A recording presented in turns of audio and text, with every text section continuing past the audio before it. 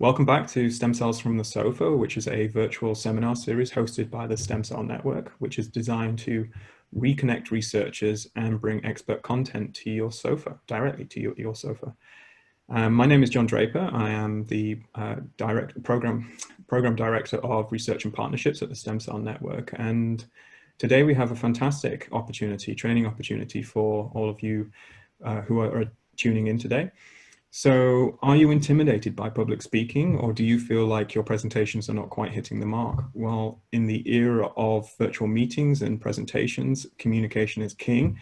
And most career paths, especially one in science, requires a strong presentation skill set. So luckily today we are joined by Anil Dilawri, professional presentation coach, who will help you level up your distance communication skills. So before I introduce Anil, I will just quickly run through so you understand the running of the webinar. So most importantly, Anil will give his presentation, and then you will also be able to ask questions. And questions from the audience are a really important part of Stem Cells from the Stem Cells from the Sofa. So please do ask questions. And you can do that by clicking on that small icon at the bottom of your screen, and it will bring up a small box, a Q&A box, which you can actually input your question. So please make sure that you ask a question. You can do this at any point during the webinar, and we will save those questions and I'll deliver them to Anil at the end. So with that, I'll give a little bit of an introduction for Anil. So Anil is the managing director of Save It Like Sully, a professional presentation training and coaching company. Anil has worked with many individual leaders and groups from various industries, technology, including technology, retail, financial services, healthcare, education, industry associations, and government. Prior to Save It Like Sully, Anil held senior positions in research and development, product marketing, communications, and consulting with Hill and Knowlton Strategies, March Networks, and Cognos Inc., which is, I now understand, IBM. Anil is a regular guest lecturer at the University of Ottawa, Queen's University, University of Toronto, and Carleton University. In 2013, he was selected as one of Ottawa Business Journal's top 40 under 40. Anil, very pleased to welcome you today. I'm going to hand over to you and let you start your presentation. Thank you, John. I appreciate that. Let me share my screen here. And thank you, everyone, for joining me here today. I've been looking forward to this for a while. I'm a big fan of the Stem Cell Network and everything that they're doing. It's an honor and a privilege to be part of this today. As John so eloquently said, my name is Anil Dilawri. I'm the managing director of this wacky company we have called Save It Like Sully. Pretty much everything we do at Save It Like Sully is centered around presentation training and coaching, distance communication training and coaching, executive coaching, all that good stuff. My hope is that after our relatively short period of time together here today, I'm kind of hoping that at the end of that short period of time, that you never look at another distance communication opportunity in the same way, ever again, for the rest of your career. I know that sounds like a lofty goal, but don't worry about it. That's just a me thing. We'll see how it goes. As John mentioned, the Q&A portion of today's webinar, I think, is the key. I think it's the one where we're going to get the most value. I'm going to run through about 20 to 27 minutes or so of content that kind of is a core content that I want to get across to you. But again, that Q&A, I'm hoping will be of real value for everyone here today. So let's get things started. Distance communications and presentations in general, you communicating your great scientific knowledge to an audience. When we do that, it is our personal credibility on the line. Yes, it's the credibility of our data and our research. Yes, it's the credibility of our team. Sure, it's the credibility of our organization that we represent. But lowest common denominator, it is our personal credibility on the line with each and every distance communication opportunity we have. So what is a distance communication? It's kind of a weird term. Not many of us have heard of it before. We've heard of presentation, but what is distance communication? So I like putting them into kind of four key buckets. One is a webinar, kind of like what we're experiencing today. 2 is a video conference. 3 is a virtual meeting that you may have with your team.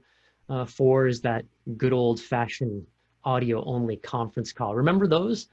Remember those from way back in 2015 when we used to call people on the phone and talk to them just via audio? Those were the good old days. So those are distance communications.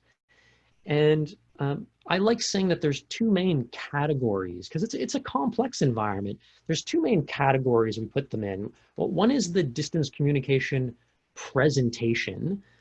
That's kind of like what you're witnessing today, that webinar type of environment. It was a one-to-many environment, one presenter, one communicator tending to dominate and presenting to many. But then there's the other type, which is more the distance communication meeting. That's different, right? That's more of a dynamic environment. Think of those team meetings that you have, either with internal or external stakeholders. You may not know exactly who's going to be talking. There's going to be multiple people talking about multiple topics. Sometimes we don't even know what will be discussed in those meetings. That's more of a dynamic environment. That's different than the core distance presentation. Now, under these 2 categories are 2 subcategories. This is how complex this is. There's the presentation that is done over video, again, kind of like this. You can see me, I can see you. Then there's the audio only presentation. Think of those where you're presenting something and all they can see is your slides. Those are different environments. Similarly, under meetings, there's the video meeting where we can see all of our team members, everyone's checking out each other's bookshelf backgrounds and what kind of kids are running around in the background. And then there's those meetings that are audio only, conference calls, or all I can see is a static image of you, but I can't see you live. This is complex. There's a lot of variables at play here.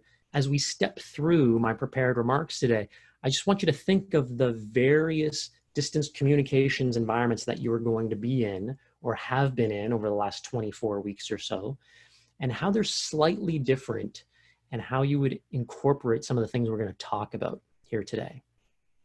All right, so let's get into the crux of it. That's distance communications. This is what we're going to talk about today. 3 core concepts of what I call distance communications excellence. Number 1 is organization. We're going to talk about what that means, what the value of that is. Number 2 is something that everyone has wanted to talk about over the last 24 weeks since the start of this crisis, since the start of all of us being thrust into this virtual environment. Anil, what about delivery and slides? So we're going to talk about delivery and slides today. And 3 is arguably the most important thing we'll talk about: strategic, effective, efficient preparation. How are you going to do it in these crazy times? All right, so number 1, organization. Organization is something that is rarely done. I'm actually shocked at how rarely it's done. There's a lot of winging it going on out there when it comes to distance communications, presentations, getting ready for things. This takes the average client, this organization phase, about 10 minutes to do. The average client of ours takes about 10 minutes to do. It might take you 3 minutes. It might take you about 15. My key point here is everyone on this call today is busy, right? We live in a very busy culture. Everyone's got a jam-packed calendar. I don't need you to dedicate a half day or full day to this cute organization phase. Average client takes them about 10 minutes. After we talk about setting kind of personal and professional goals for your distance communication opportunity, we then really hone in on core structure of your communications, core structure of that webinar, core structure of your internal meeting that you're calling, core structure of that conference call. This was designed for executives initially. For that reason, it's designed to be very quick and simple. We do this on a single sheet of paper away from PowerPoint. And on that single sheet of paper, we kind of want to write down, how is it that we want to start our communications? How do you want to start it? The research is telling us that if you get your audience in the first minute of your communication, if you get them in the first minute of that webinar, you have them for 12 minutes. You can be talking about the most boring, detail-oriented scientific stuff in the history of the world. They will listen to you. They'll give you the benefit of the doubt because you got them with something in that first minute. Think about that. How are you starting your distance communications? How are you getting them? I tried to get you today. I don't know if you caught this. Around the first minute of my presentation today, I said something like, hey, listen, I have this goal. The goal is that at the end of our time together here today, I'm kind of hoping that you never look at another distance communication opportunity in the same way ever again. I think I may have said for the rest of your career, in the hopes that some of you would be sitting there today going, who is this guy? I wasn't expecting that. I'm going to listen to this. I'm going to text my friend a little bit later. I'm going to doodle on this sheet of paper a little bit later. I'm going to listen to this. Then I've got you. Then I've got you. Then it's up to me to engage you for the 12 minutes and beyond. How are you starting your next distance communication? What are the 3 or 4 key things that you really want to get across in your webinar, your meeting, your video conference, or your audio call? What are like kind of the 3 or 4 key things? Now, I've had the pleasure of dealing with a number of scientist clients, and I know in general, in our industry here, you have 93 things you need to get across. I know you do. And so does everyone else in every other industry. What I'm saying here is, can we take those 93 things and do a couple of things with them? Can we either pick the 3 most important, like the really important things that you really want to get across in this particular communication opportunity? Or even better, can we take the 93 things and put them into 3 or 4 nice categories or buckets that are consumable for your audience? I just want you to continuously remember that word, consumable. Is this consumable? As you're working on slide number 72, is this consumable for my audience, or is it just too much? And we write those 3 or 4 key things down on that single sheet of paper. How do you want to end your presentation? How do you want to end your meeting? We've noticed something interesting about endings. We have for quite a while. We're fascinated with the endings of presentations. A lot of presentations, our personal research is showing that almost 40% of business presentations, professional presentations, end like this. You ready for it? And that's it. Literally those words, and that's it. And then you see this tremendous amount of relief on the presenter's face, and then they kind of pop out of it. So, oh, and by the way, any questions? What we're asking for during the end is something a little more meaningful than is that it. Something with meaning, something that is meaningful to you as the presenter, meaningful to them as the audience. How about a summary of what it is you've covered here today during your distance communication? That's a great ending. It's meaningful. How about a call to action? You know, given that I've presented this today, I look at this, and this as next steps. It's a call to action. It's a great way to end a distance communication. Or how about an example of what it is that you've just talked about? How are you ending? How do you want to end it? And we write that down. The last part of the structure is my favorite. What's your story? What's the at least one story or example or anecdote you're going to cover during your presentation, during your communication opportunity? For you, the science-based professionals of the world, I really want to hone in on this.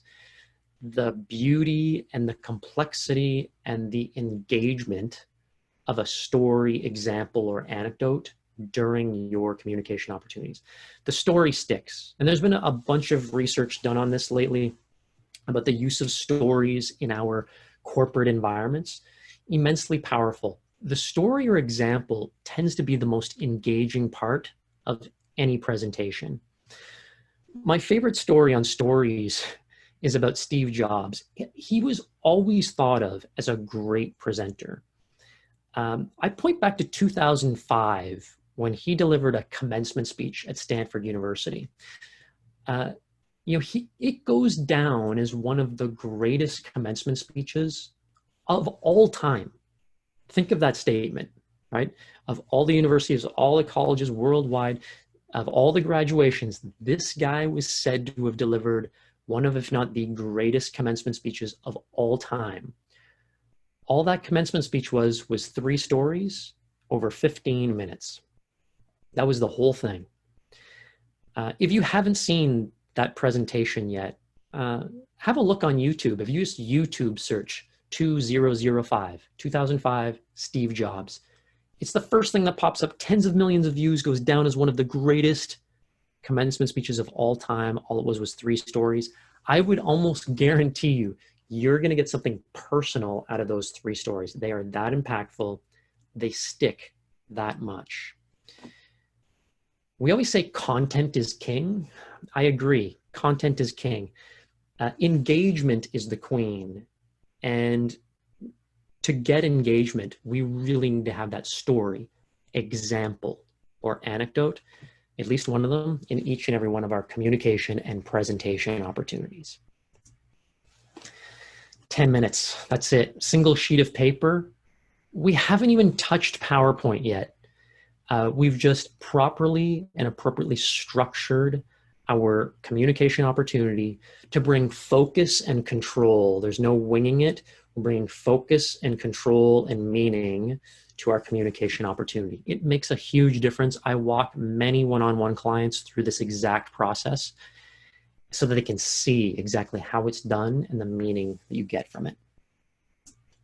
All right, let's move on to what everyone really wants to talk about here. And that is slides and delivery. Over the past 24 weeks of the crisis, this is by far the number one thing my clients want to talk about. Anil, how do I do this? We've all been thrust into this virtual environment. How am I supposed to deliver this? And what about my slides? What are they supposed to look like? So let's hit on it. Let's start off with delivery. I used to really hone in on slides and then delivery. But it seems over the last 24 weeks that's flipped a little bit. Everyone really wants to hone in on delivery. That's tough. That's the you part of the communication. That's the you part. You, the physical you, are actually an important part of elevating your executive presence when you're communicating, when you're presenting. It's important. Now, this is tough because we are, as a society, quite self-critical. No one likes the sound of their own voice. No one likes the way that they look on video. And we're very, very self-critical when it comes to that. I ask that we, as professionals, just put our self-criticism to the side for a second and really hone in on what I'm about to talk about when it comes to elevating our executive presence. Once again, I'll say it again. Content is king, right? You're saying it shouldn't be all about me. It should be about my content. And I agree, content is king, but you could literally have the best content in the world, but if it isn't engaging, then it's no longer the best content in the world. That seems unfair, but that's the reality of our communication and presentation environment, especially for you in the scientific community, as you're presenting your great mind-blowing stuff.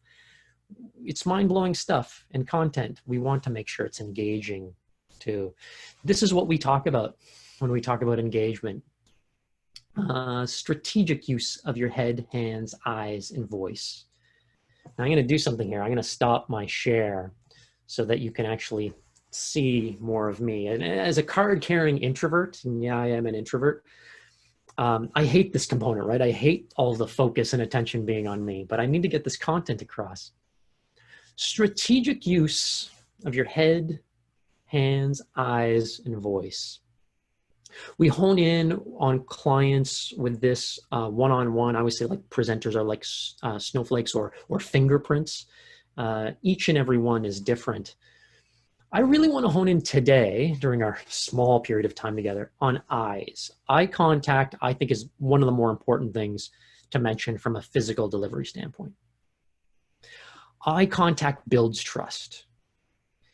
if I were with you physically in a boardroom delivering this session, I would say to you, I would say, hey, Kate, John, Melissa, Andrew, be very democratic with your eye contact. Try to look as many people in the room in the eye as you're delivering your contents. Build that trust and relationship with them. So for me to do that in a room with you is easy. For me to do it online in this wacky virtual environment is, well, how do I do that? Well, this is me looking at you right now. So all the little boxes and attendees, this is me looking at you, right? And I see boxes, some people are on camera, some people are off camera. If I were to look at you during my entire session here today, this is what it would look like. Nothing wrong with me looking down at you every now and then to get a bit of nonverbal communication feedback from you. But if I did this for the entire time that I'm speaking, it's just not the same as if I did this. This is my eye contact with you. This is me looking at the camera. And can I tell you, this is no fun, right? I'm looking at the black dot on my laptop. I'm getting nothing in return from the black dot, but I am getting engagement with you. I'm building connection with you. I'm building trust with you. And that is critical when we are trying to elevate our executive presence. We're presenting and communicating internally or externally in a formal webinar or an informal meeting. I want you to look at the camera. You may have noticed that when I'm presenting here or when I'm talking to you today, I'm looking at the camera upwards of 90 to 95% of the time. Not easy, not intuitive, not genuine. You almost feel like it's fake, like I'm actually not talking to anyone. Incredibly important to your audience to look them in the eye and to have them look you in the eye as you're communicating your extremely important points to them. So I want you to think about that as you're communicating. It's an important part of our physical delivery as we think about strategic use of your head, hands, eyes, and voice when you present. It does take practice. It does take preparation. Let me head back into the screen share here. All right, head, hands, eyes, voice, which we covered.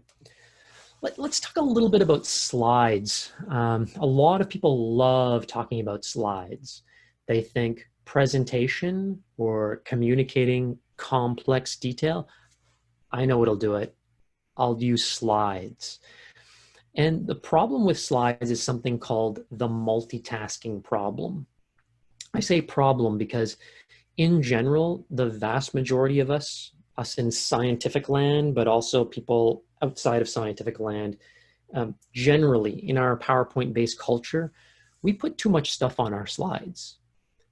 Here's the problem with that. It's called the multitasking problem. It was invented by this guy, or talked about a lot by this guy. This guy's a scientist. His name's Dr. Edward Hallowell. He wrote a book called Crazy Busy, along with some other books. Dr. Hallowell, in his book Crazy Busy, talks about the function of the human mind and the human brain, and they analyze it, and they came to a controversial conclusion.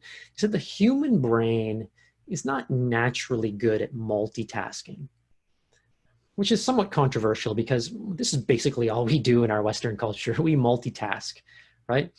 Our infrastructure is based around it. Our technology is based around it. We multitask. What Hallowell and his scientist friends say is, it's just something the human brain isn't naturally good at.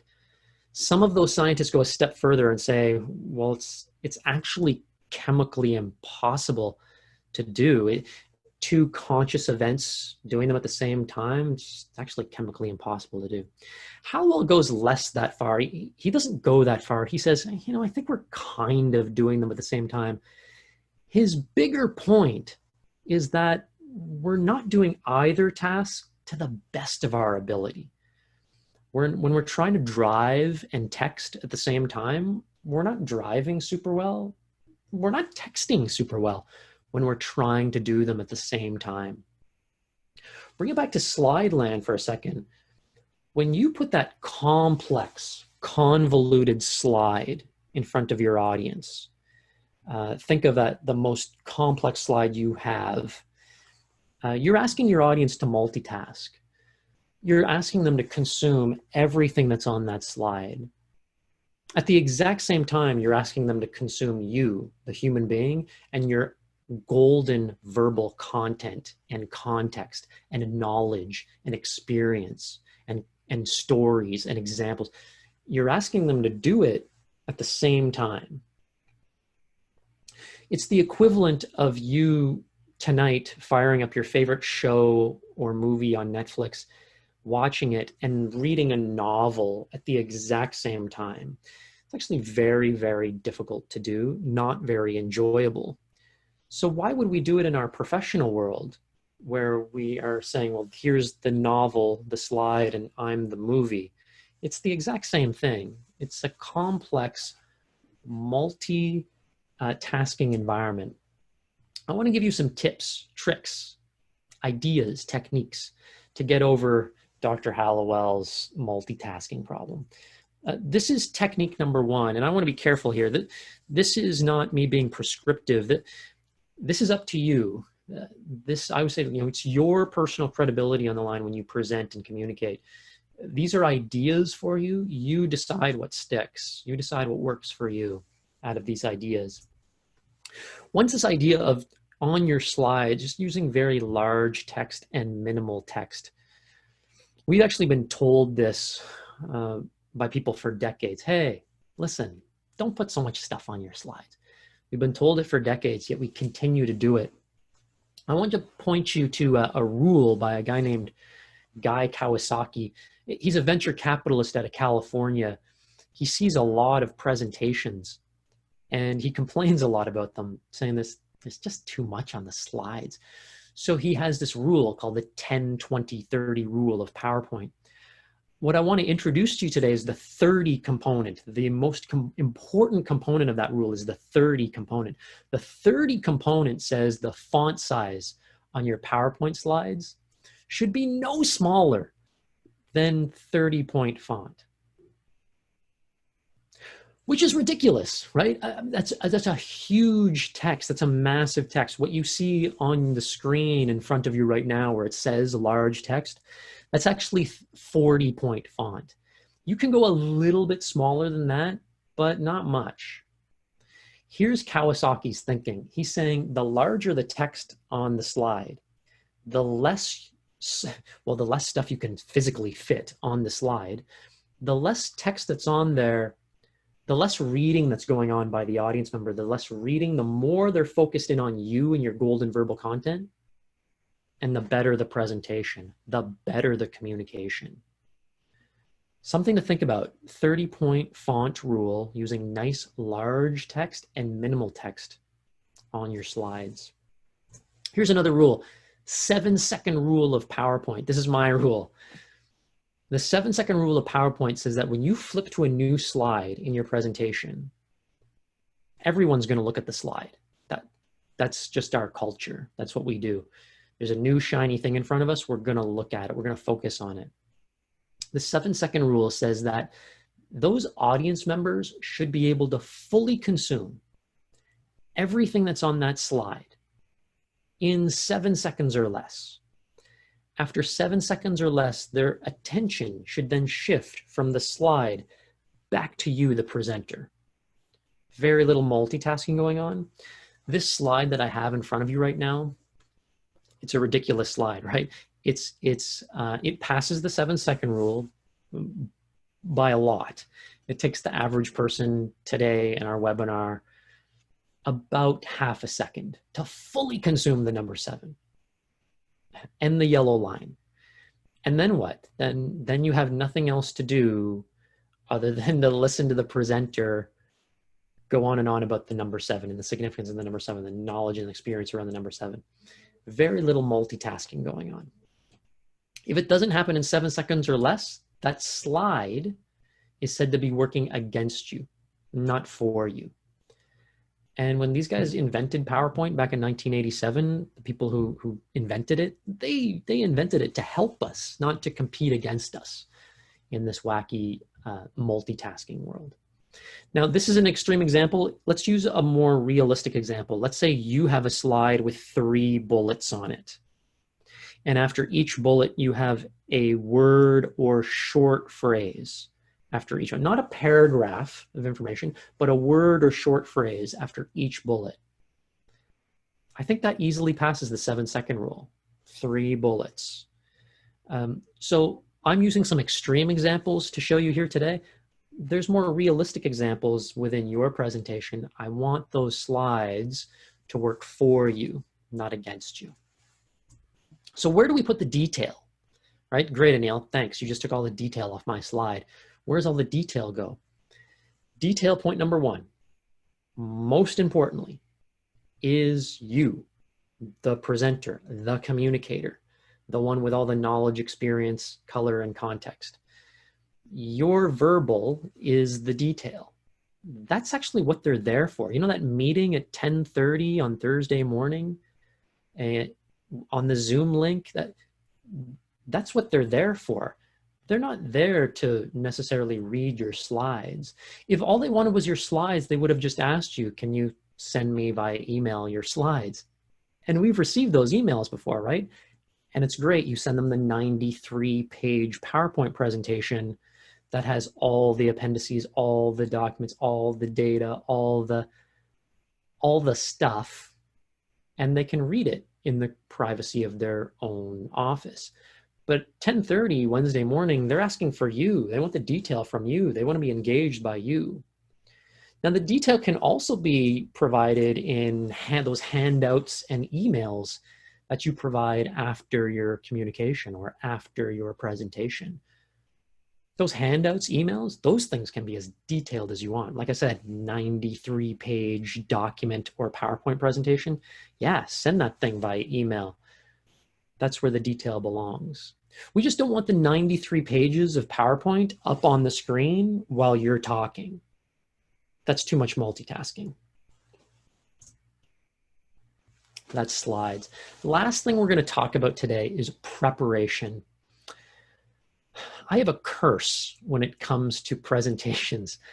I can rarely watch a presentation or even a communication opportunity without scoring it. It's an evil curse. Here's how I break down the scoring of those presentations and communication opportunities. It's on a 1,000-point system. There's nothing really hugely scientific about this. It could easily be a 100-point system or a 10-point system. I like using 1,000, sounds very impressive. So 250 points is allocated to organization. How have they structured and focused and controlled their communication here? 250 points. Only 100 points for slides, that's it. 250 points for physical delivery. How have they strategically used their head, hands, eyes, voice to elevate their executive presence when they're communicating with me? 250 points. That leaves a whopping 400 points dedicated to preparation. You can tell when someone's prepared for that meeting, for that presentation, for that webinar, for that conference call. You can tell when they're prepared. You can really tell when they're not prepared. Preparation is not a memorization project. This is not you memorizing a script. This is you becoming comfortable delivering your stuff. You know your stuff probably better than anyone else in the world. You know it. I want you to be ready to deliver it to the world. That's what preparation is all about. 3 key components to preparation I want to cover quickly today. One is audience analysis. There's 5 questions we ask about audience analysis. Basic questions. Really helps you as you're trying to put together your content and be engaging with that audience. Number 1, who's going to be there? Like, who's going to be there during this webinar or during this meeting? Number 2, how many of them are going to be there? Is there going to be 5 people? Is there going to be 55 people? Is it going to be 5,000 people? There's a difference. How many are going to be there? What are their positive biases? What are their negative biases? positive and negative biases. This is you starting to learn as much as you possibly can about your audience. Positive and negative biases. Is this a scientific audience? Is this a detail-oriented audience? Is this a technical audience? Is this a financial audience? Is this a friendly audience? Is this a hostile audience? Is this an international audience? What do we know positively or negatively about our audience as it relates to the content we plan on sharing with them? Last question is, what kind of questions do I think they're going to ask? What kind of questions will they ask? What's my clear, concise, professional response to those questions I prepare for them? Clear, concise, professional. No 20-minute answers to those simple questions. Next component around preparation is one of my favorites, technical preparation. Again, if I were live with you delivering this session, I would say, folks, 3 out of 10 times something's going to go technically wrong with your presentation. I 2x that for our distance communication opportunities. Upwards of 6 times out of 10, something, hopefully minor, will go technically wrong with the Wi-Fi, with the Zoom link, with the share capability, with your microphone, with the video. Like, there's a number of things that could go wrong. Hopefully they're minor glitches. Sometimes they're major glitches. I just want you to be technically prepared. Do things like show up early. You know, John Draper was so nice enough, the host of this session today, so nice enough to get on 15 minutes early with me today, just to make sure everything was kind of working technically. Can I tell you, this is probably my 8th, 9th, maybe even 10th Zoom meeting or communication so far this week. I know Zoom, I know it's going to work, but is it going to work for me at this moment during this webinar that I want to show up early for and just test things out? Be prepared for technical preparation. Be prepared for technical flaws that happen. Be ready to get back up on your horse as soon as you're able to rectify those technical problems. Last component around preparation is practice, strategic, effective practice. This makes a lot of sense for our one-to-many environments, you know, those webinars or presentations. It makes sense to practice those. If you have a 30-minute presentation and you practice it 4 times from front to back, my math isn't great, but that's a 2-hour investment in time for you. That's a 2-hour investment in your personal credibility. Would you do that? Only you can answer that. I know we are all busy, but when you do that, when you practice it, say 4 times or even once or 40 times, it should actually sound different each time, slightly. Again, this is not you memorizing a script. Hello, my name is Kate, and today I want to cover this. When we script it out and we memorize it, it's too stilted, it's too scripty. It's not authentic and conversational. We're doing nothing for our executive presence when we memorize a script. You know your stuff. In your brain, it's perfect. It's perfectly indexed. It's perfectly ordered. Every word is perfect. I want you to use preparation cycles and practice cycles to hone your delivery and allow you to deliver your stuff in a real, credible way. That's the value of practice. That's the value of preparation and how it's tied to your personal credibility. We covered 3 core concepts of distance communications excellence today. Remember that single sheet of paper for organization? Okay, we're going to define the goals, but then we're going to work on structure. How are we going to start this thing? What are the 3 or 4 key things I want to get across? How am I going to end this thing? What's the at least one story, example, anecdote I'm going to cover? We had a good conversation about delivery, strategic use of your head, hands, eyes, voice. That's engagement stuff. That's you stuff. That's important. We talked about slides, having slides work for you, not against you in our multitasking world. Reduce the complexity of those slides. It will look good on you. We talked about strategic preparation, audience analysis, technical preparation. Have you practiced your stuff to the point where where you know your stuff and you're able to deliver it in a real strong executive presence kind of way. Thank you so much. You guys have been excellent today. I cannot wait for the Q&A portion. I'll cover this at the end as well when we wrap things up, but my name is Anil Dilawri. I'm the managing director. I'm a resource for you. This is my website. This is my email address. I'm on the Twitter machine. If you happen to be on the Twitter machine, I'm at Save It Like Sully on Twitter. I only tweet about presentation and distance communication stuff on there. LinkedIn is something I really like. It's a great way for group session attendees to keep in contact with me. If you do choose to connect with me there, please just let me know that you attended this webinar. If you just blindly, without a message, connect with me, I'm more likely to decline it because I won't know where you're coming from. With that, I'm going to pass it back over to my friend John. John, thanks for the opportunity. Would love to take any questions that you have. Okay, thank you, Anil. This is fantastic. Really good talk there. Very clear. Clearly, you have mastered the art of presentation. I got to eat my own dog food, right? Yeah. It's only my own personal credibility on the line.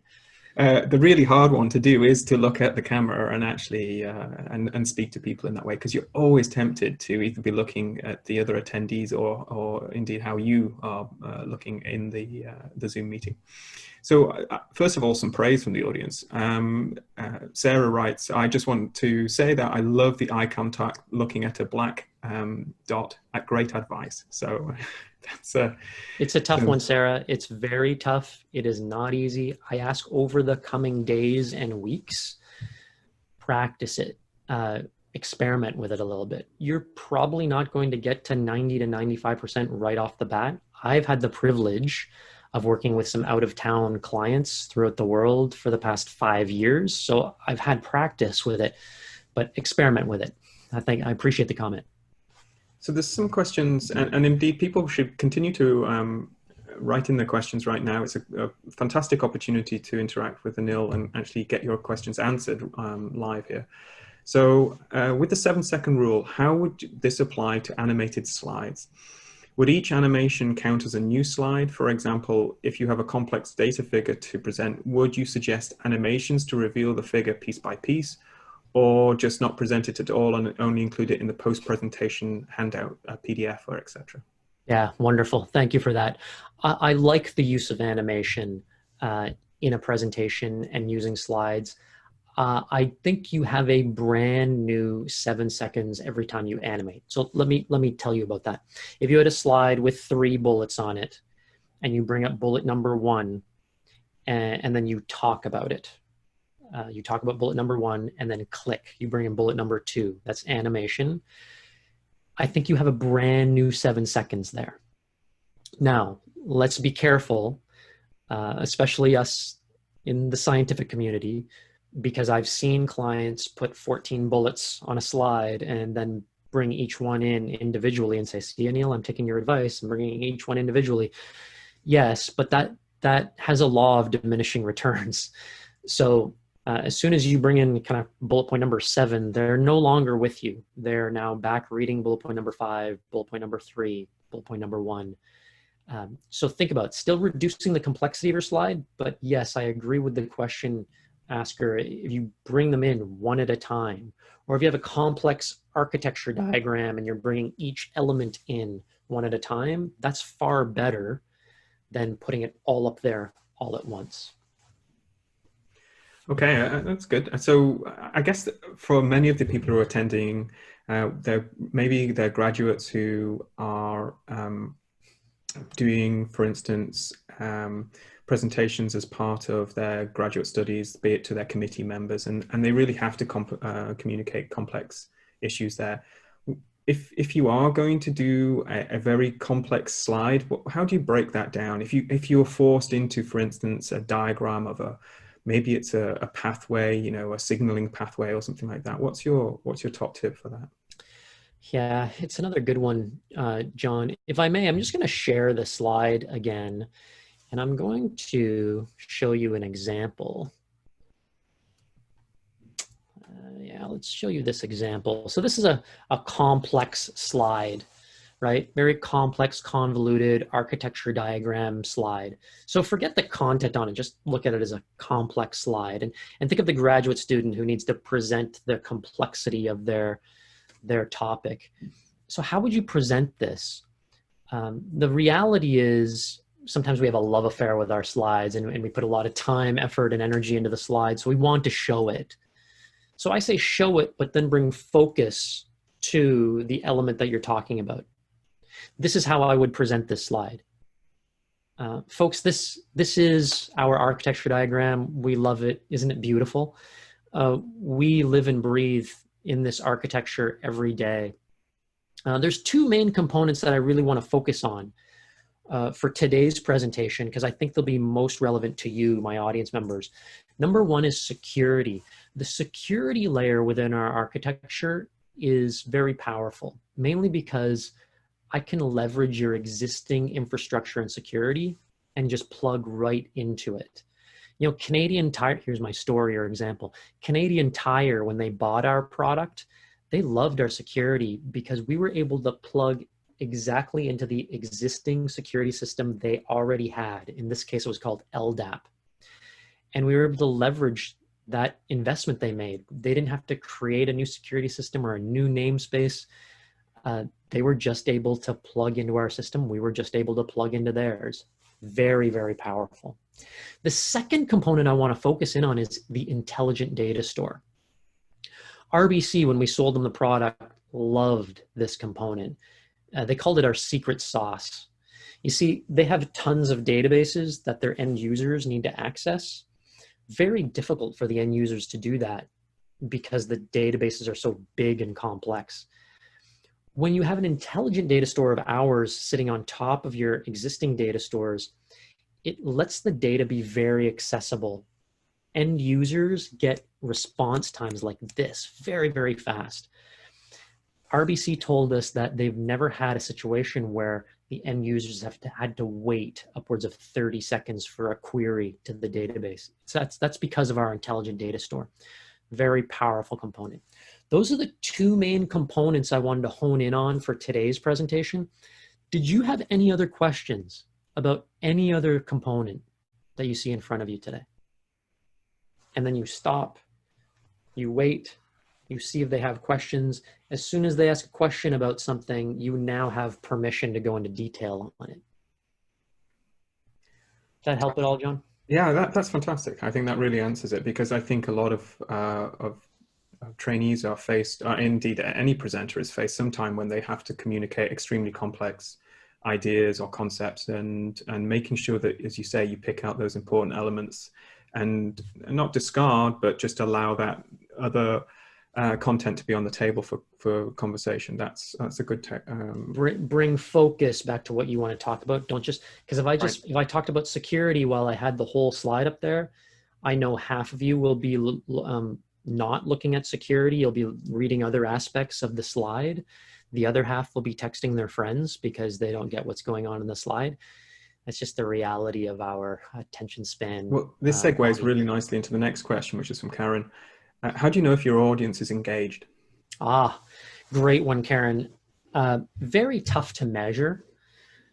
Here's a couple of guidance points I can give you. First of all, if you're immensely prepared and you think properly about physical delivery and not just honing in all your time and attention on slides, you structure and orient your presentation really well, you're going to just naturally be better and more engaging. The bar is low. The bar is low with our presentations. But let me give you something extra. Two engagement points that I like bringing up the most are, one is stories, examples, anecdotes. When we're in a distance communication environment and it's really tough to measure whether we're being engaging or not, I want you to think of upping the number of stories, upping the number of examples, giving me another anecdote from a client or a coworker or another stakeholder. They are always the most engaging part of any communication. So let's have more of those. Two is a separate engagement point. It's a little bit devious in the sense that it's a little tricky. You're gonna, through audience analysis, know some of your audience members, or at least their names. So I know that, Danielle is part of our audience today. So I may strategically mention Kate and Danielle and Andrew and John during my presentation here today. I do it for a couple of reasons. I'm not mentioning everyone by name, but a couple people I'm mentioning by name. Here's what that does. When I mention Danielle is immediately engaged, right? I just mentioned her by name. She's like, oh my gosh, what's he going to say? Everyone around Danielle who's on the call will say, oh my gosh, he's calling out people by name. Is he going to call my name next? They're immensely engaged, right? So it's a little technique that you can use to engage your audience, especially in those distance communication opportunities, to call some people out by name when you're delivering your content. It's a very tricky but effective engagement technique. Well, we have another question here from Kate. What about the use of video in a presentation? Is this good or bad? Yeah, video is hot, right? Video is a killer app right now. Very, very engaging. 3 years ago, if I were to give you a session like this, I would say, folks, no more than a 3-minute video, please. It just, the attention span of our audiences is just shrinking. Today, I would say use a video, no more than a 1-minute video. That's how our attention spans are shrinking. So it's a great way to break up a presentation. The one thing I would really ask you to hone in on is technical preparation. Know that video, know how you're going to transition to that video, practice how you're going to transition to that video, see if there's any technical glitches or any uncomfortable moments as you're transitioning. Be prepared from a technical standpoint, especially if something happens to go wrong with the video. Then how are you going to get back up on your horse and either describe that video or move on with your content? But it's very engaging. I just want you to be ready, prepared from a technical standpoint to deliver it and not go super long with the video. During your talk, you touched on technical snafus, and what are your top tips for overcoming the computer dies, or just for, obviously your presentation may be over if it's completely dead, but if it's just a technical interruption or there's I don't know, disturbance in the audience, whatever it is, what are your tips for doing? Yeah, let me give you an example. I just had this instance yesterday with a client. We weren't on Zoom, we were on Microsoft Teams. That was her preferred platform, so no problem. We got on there and Teams just wasn't behaving yesterday for her or for me. I had all the right numbers, all the right passwords. I had rebooted my machine well ahead of time. We got on early to test things out. We did all the right things. At one point, we both just froze. We both had to reboot the meeting. Mm-hmm. As we got back, so it was colossal failure. Everything failed. We got back on the call. Everything magically just started working again for both her and me. The key to success, really, John, was we didn't spend the next 15 minutes discussing the technical failure. We immediately got back up on our horse, and almost like we didn't miss a beat. We got right back onto what we were talking about and didn't waste a second. Technical error that is beyond our control in these early days of the crisis especially, they're going to happen. Our networks and infrastructure, we're just not there yet. I give the platforms credit. I give Zoom and MS Teams and Cisco WebEx and BlueJeans and Skype a lot of credit. They've handled it well, but none of it is flawless. Mm-hmm. As technical error happens, first of all, be prepared for it. Know your stuff technically ahead of time. Second, if it happens, it's colossal error, get right back up on your horse and keep going as if it never happened. Fantastic. I think you're right. Highlighting the mistake is the wrong approach. Just keep on, the issue. Just keep on keeping on with your presentation. Keep on keeping on. I love that. You mentioned 4 elements. This is from an anonymous attendee. So you mentioned 4 elements and highlighted eye contact. Could you elaborate on the hand, eyes, and voice? Yeah, I deliberately left that out because It was only half an hour of content. I was not going to overbear you and go over time with my content, so I really honed in on one. But we've got some time in the Q&A, so let me hit it, right? Head, we really talk about decent lighting and non-distracting background. Camera elevated to eye contact as opposed to you kind of looking down at your laptop all the time. Elevated camera, non-distracting background, good front lighting, no back lighting, no window behind you to flush you out. That's head. Hands, nothing wrong with using your hands every now and then. Just do different things with your hands. For the majority of the time, as you've seen me do today, for the majority of the time, I'm doing nothing with my hands. But when I do use my hands, I'm bringing them in a limited fashion. I'm doing different things with them. I'm not just doing this like a hand talker for the whole presentation. There's no contrast there. Yeah. Voice, I just want you to be loud enough and think of using your voice in a contrast kind of way. Sometimes you're really going to know your content. You're going to cover it very, very quickly in a quick pace. Nothing wrong with that. But every now and then to slow right down, to emphasize a certain point, that's really engaging. Your audience likes that contrast that you use with your voice. Sometimes fast, sometimes slow, sometimes loud, sometimes whispering to emphasize certain points. I could go on and on about physical delivery all day, but I'll stop there. Before we wrap up, and I think we're almost approaching the hour mark, so it's probably time to do that. Do you have any, I mean, you mentioned Steve Jobs, but do you have any great scientific communicators that you would offer for the audience to go and have a look at and check out in terms of that? I'm so glad you asked. Yes. There's some great scientists out there in the world. The ones that are truly differentiating themselves are engaging. That engagement part of the equation is so important. Let me give you three, just top of mind for you. Number one is Neil deGrasse Tyson, famous astrophysicist. If you haven't heard of Neil deGrasse Tyson, Google Neil, N-E-I-L, scientist. He's the first 10 pages of Google, guaranteed. One of the more engaging scientists you will find in the world. He's a brilliant astrophysicist and a leader in his ability to communicate. I actually, quick story, I saw one of his videos recently on why is the sky blue? He was answering the question, why is the sky blue? He gave us the 30-second, very astrophysicist response. Mm-hmm. Boring, not engaging, didn't quite get it. Then he spent the next 5 to 10 minutes of his presentation describing in an extremely innovative, consumable, engaging, entertaining, understandable way for his broad audience. And it was masterful. I told my kids about it. I shared it with my nieces and nephews. They all have attention spans like me, which are minimal. I spread his word for him because he was so engaging. Neil deGrasse Tyson. Number two is someone lesser known, a gentleman named Dr. Andrew Huberman.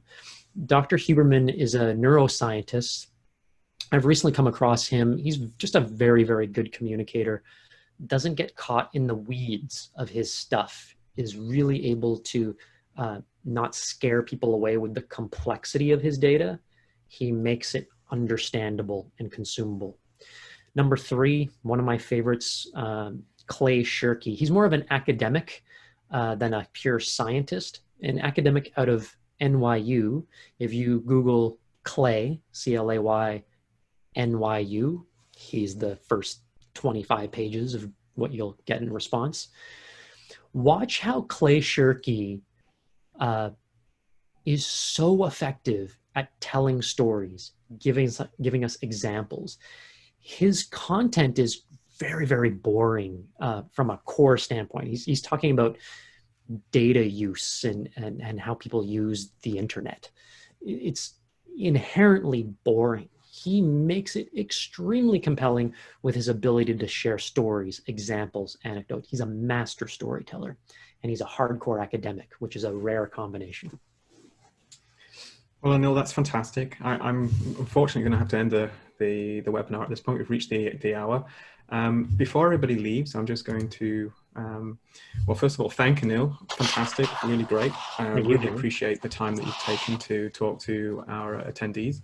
And I am going to just remind people about one of our upcoming events. So Peter Zanstra is going to be our next speaker on stem cells from the sofa. Dr. Peter Zanstra is the founding director of the School of Biomedical Engineering and director of the Michael Smith Laboratories at UBC.